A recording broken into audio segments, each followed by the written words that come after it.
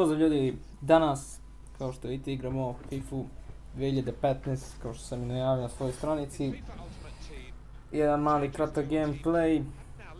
moje lično mišljenje i glavno pitanje što se mnogi danas pitaju da li treba kupiti ovu igru ili ne. Samom početku da kažem za mnogi koji ne znaju da sama FIFA 15 je next gen, tako reći sljedeća generacija igre, znači radi se na totalnom drugom engine-u, novi pokreti i 300 poboljšanje i 300 truda što dolazi uz igru. Da još da kažem da u opciji kod same igre postoji mogućnost da bude zaključena na 30 frame-a, na 60 ili da bude uključena na koliko god. Ali uvijek se savjetuje da bude zaključena striktno na 60 frame-a, zato što generalno svaki kompjuter, kad se tiče kompjutera, svaki kompjuter može da postigne 60 frame-a barem na FIFA, jer to je igra koja nema, koja čitava stalno neke nove objekte, učiti ceo stadion, navijače, igrače i tako dalje i to je to, nema tu mnogo što da se učitava. I onda najbolje da bude podjednako svima, što nije loše od dvije strane što su radili to, to jest napravili tu opciju, da bude svima podjednako na 6 frame-a, jer onda bukvalno sve, kao kod svakog, kako da kažem, sve je podjednako isto, znači nema neki kompjuter gdje ima bolji odziv, ima više frame-a,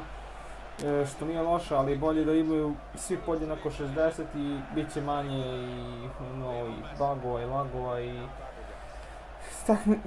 generalno bit će tačnije igre. Što se tiče same igre,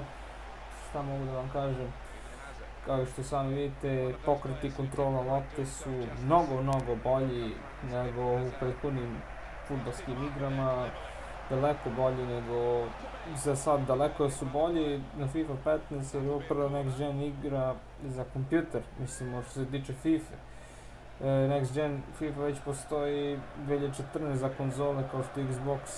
KSI da kažemo, i PlayStation 4.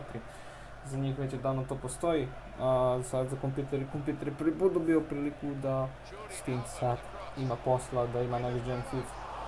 I kao što vidite i sami, znači vidi se mnogo razlike veća. Što se tiče publike, publika peva čak i himne neke od timova, navijaju, ne znam, no, znate kako se ponaša publika, generalno urađeno je realno, što je stvarno iznenađujuće za FIFA ovako. Što se tiče, da pređemo odmah na stvar igre same, ovo je sasvim nešto drugačije, znači nije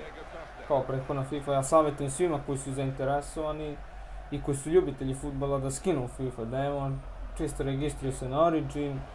skinu, preuzmu demo, vide šta je najbolje, kad sami pogledate i sami zaključite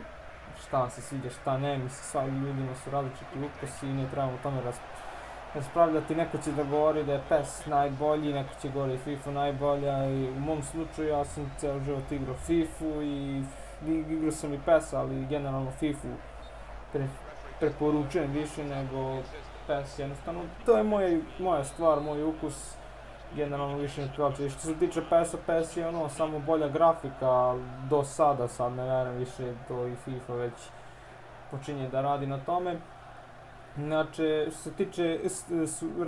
realistike i ne znam ja, šuteva i tako tih pokreta, ne znam sad šta su sve dodali, FIFA je uvijek bila tu lider i tako da tome ćemo pričamo dalje.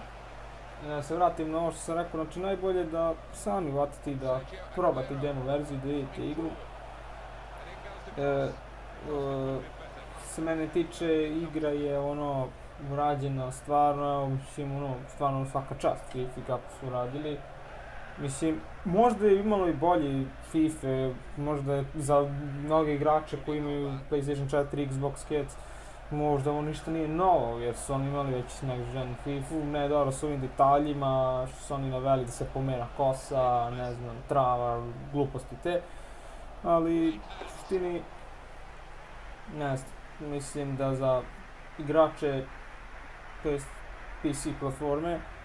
igrači koji igraju na kompu FIFA, ovo je veliki plus, napredak i mislim, realno moje lično mišljenje je da sve koji vole FIFA treba da kupe ovu igru. Ja neću da je kupim jer čekam ipak GTA 5, ipak ono, nisam, znate kako je Srbija i taj budžet nije to baš, to jest da kažem financije, nije to baš tako da može se kupuju ovdje igra, ali već kad kupujemo nešto što nam se sviđa. U svakom slučaju da ne izlazi FIFA,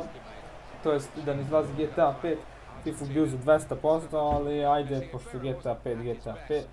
svi znamo šta je GTA, u suštini da ne tu ne komplikujem nešto, ajde da uzem jedan GTA originalan i to. Se tiče ovako, zašto savjetujem FIFA, da se uzme svako ko je igrao FIFA World.